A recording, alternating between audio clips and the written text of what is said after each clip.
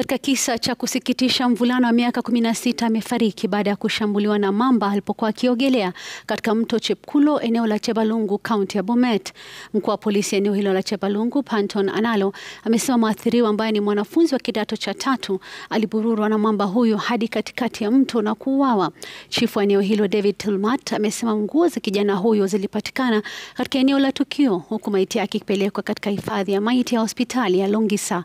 Maafisa kutoka shirika la huduma kwa wanyamapori KWS walifika katika eneo la tukio kwa uchunguzi, kwani mto huo kwa kawaida hauna mamba. Tukio yenye ilifanyika jana, tuko kwa huzuni sana. Mtoto wetu mwenye alikuwa form 3 alikuwa anafanya usafi wake mtoni, akakulwa na mamba.